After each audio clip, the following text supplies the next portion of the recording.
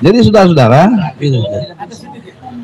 di dalam kesempatan ini statement saya sampai detik ini sebelum ada bantahan terhadap apa yang digugat oleh Bambang Tri, maka yang bohong adalah Jokowi. Gitu. Itu ilmu hukum, ya, nggak boleh disalahin kita kesimpulan gitu, karena kita sudah ajukan gugatan, sudah terukur. Tidak bisa terus dibilang kok itu ngawur dari mana? Kenapa lo nggak bantah? Kenapa nunggu joget-joget si Bambang? Kenapa? Kan nggak bisa jawab kalau bisa gitu juga. Harusnya bantah dong. Ini kan demi kemaslahatan bangsa. Karena implikasi hukumnya serius, saudara. Kalau Jokowi itu bang cendol gitu kan nggak repot. Ini Jokowi presiden, punya implikasi hukum. Dia tanda tanganin hutang. Nah, kalau dia benar menafkahi hutang ternyata dia presiden palsu, kan kita bisa persoalkan di internasional, nggak mau bayar hutang karena yang hutang tuh presiden palsu, gitu loh. Mantap. Itu logika hukum yang jarang orang mengerti.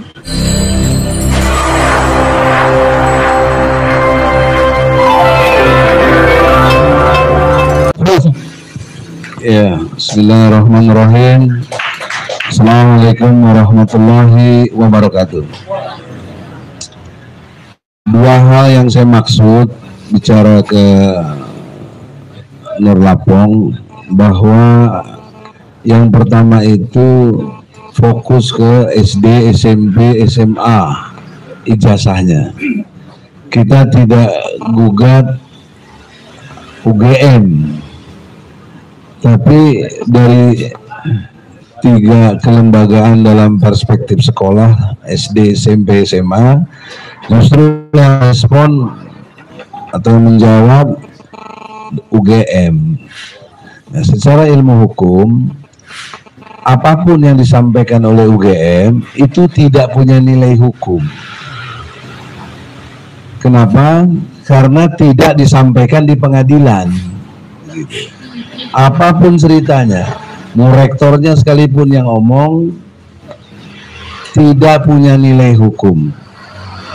Nah, dia baru punya nilai hukum kalau mau gugat intervensi, gitu secara ilmu hukum, sehingga dia masuk dalam arena persidangan itu. Sampaikanlah di situ apa yang menjadi bukti-buktinya.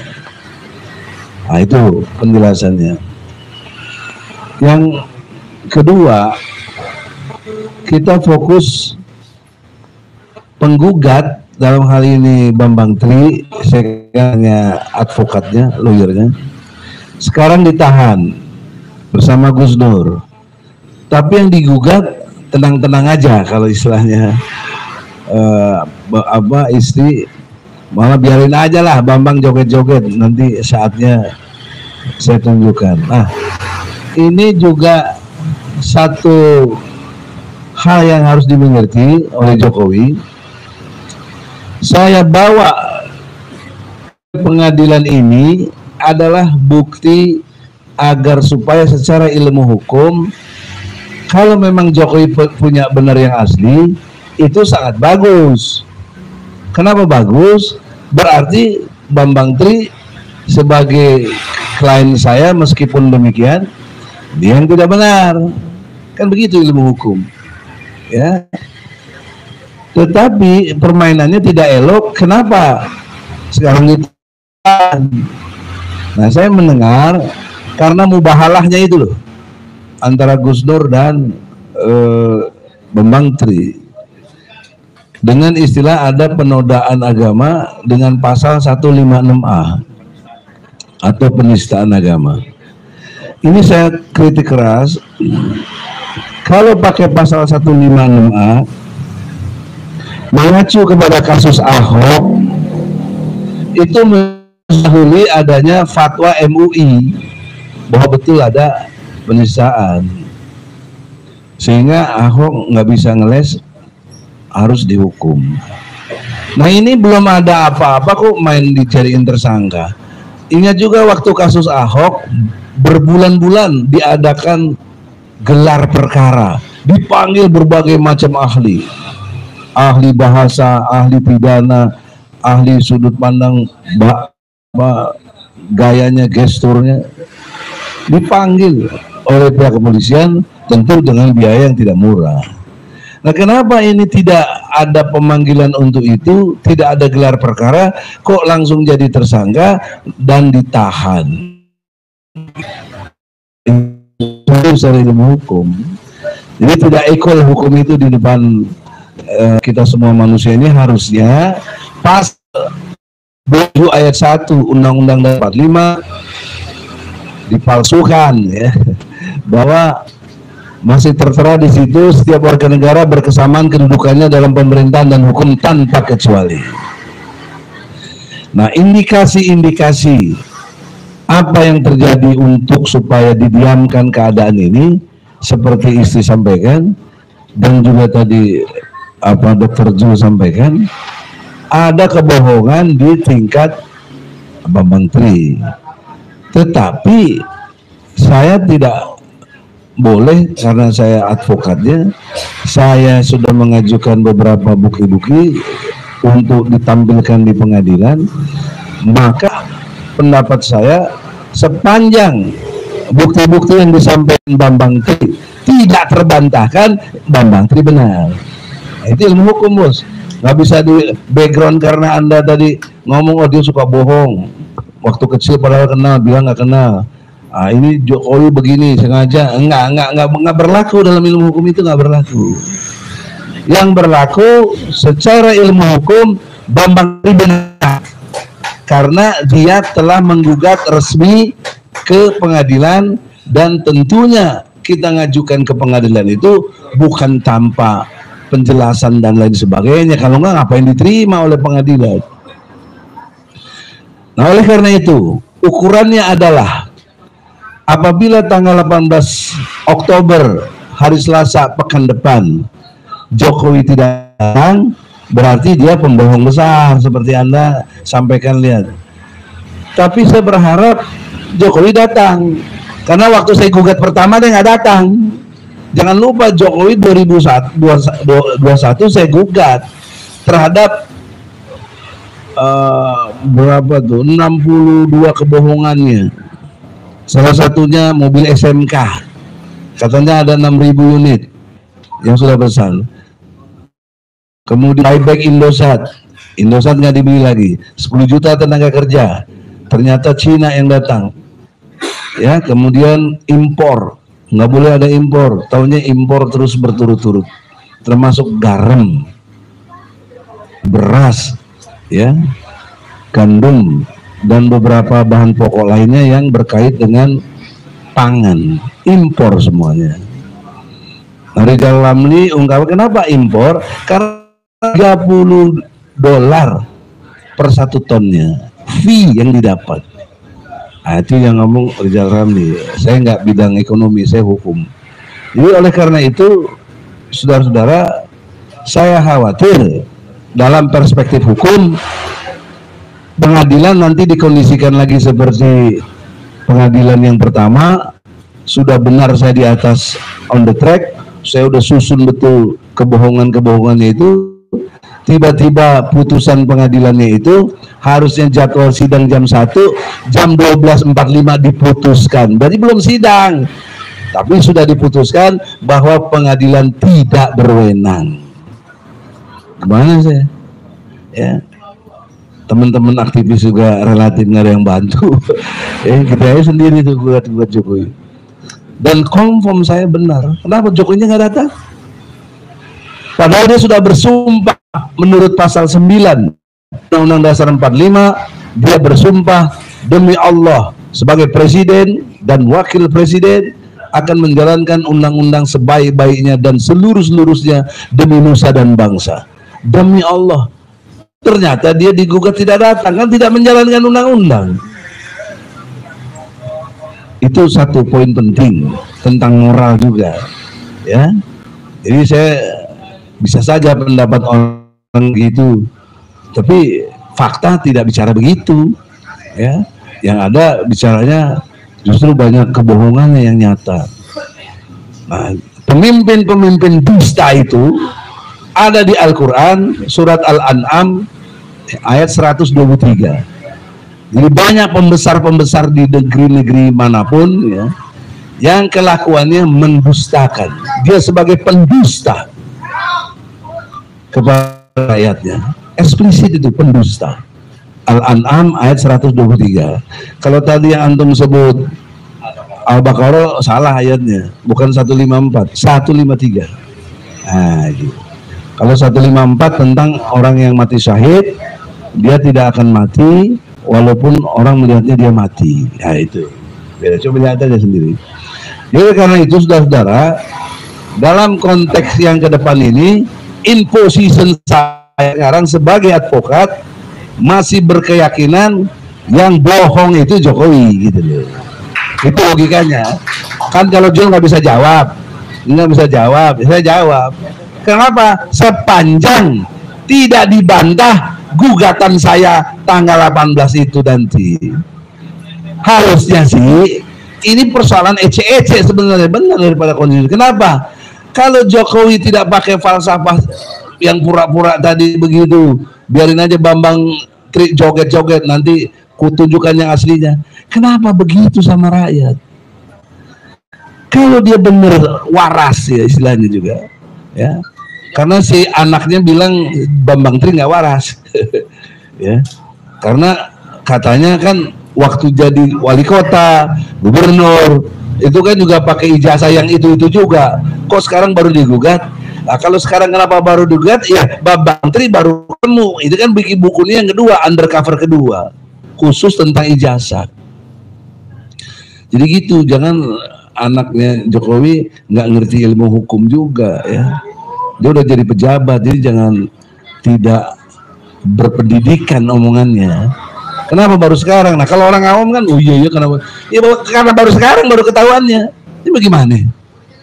Ya, baru sekarang ketahuannya, baru sekarang hasil penelitiannya dari menteri. Kan dia datang, nggak mungkin saya nggak prudent, saya periksa, saya lihat, oh iya benar, oh benar, dan segala macamnya lah yang menurut pikiran hukum saya ini benar. Nah sampai detik ini Jokowi tidak membantah. Seperti misalnya UGM juga, UGM pakai diksi secara ilmu hukum itu tidak dibenarkan. Kalau pakai ilmu hukum mestinya dan menyatakan ini ijazah asli, itu ilmu hukum. Kalau meyakini itu wilayah keimanan. Anda yakin sama Islam, saya enggak misalnya, kan nggak bisa dipaksa. Saya meyakini kok. Nah, itu tidak intelektual kalau dari segi metodologinya begitu loh. Dan yang kedua, tidak ada nomor pokok, tidak ada nomor kemahasiswanya waktu itu, enggak ada. Terus dekannya juga beda. Yang 3 periode dekan yang Pak Sumitra udah meninggal itu, waktu itu dia dekan semasa mahasiswanya Jokowi. Tapi yang tanda tangan bukan nama si profesor itu, Pak Sumitra. Itu kan bukti-bukti yang sangat jelas. Ah, ini tim saya datang nih, Pak Hazinuddin, sini. Semoga bisa menambahkan ya. Sini, Bos. Ya, tim lawyer. Ah, silakan. Nah, salam dulu, mantap. Jadi saudara-saudara, di dalam kesempatan ini statement saya sampai detik ini sebelum ada bantahan terhadap apa yang digugat oleh Bambang Tri, maka yang bohong adalah Jokowi. Gitu. Itu ilmu hukum, ya, nggak boleh disalahin kita kesimpulan gitu, karena kita sudah ajukan gugatan, sudah terukur, tidak bisa terus dibilang kok itu ngawur dari mana? Kenapa lo nggak bantah? Kenapa nunggu joget-joget si Bambang? Kenapa? Kan nggak bisa jawab kalau bisa gitu juga. Harusnya bantah dong. Ini kan demi kemaslahatan bangsa. Karena implikasi hukumnya serius, saudara. Kalau Jokowi itu Bang Cendol gitu kan nggak repot. Ini Jokowi presiden, punya implikasi hukum. Dia tanda tanganin hutang. Nah kalau dia benar-benar hutang ternyata dia presiden palsu, kan kita bisa persoalkan di internasional, nggak mau bayar hutang karena yang hutang tuh presiden palsu, gitu loh. Mantap. Itu logika hukum yang jarang orang mengerti.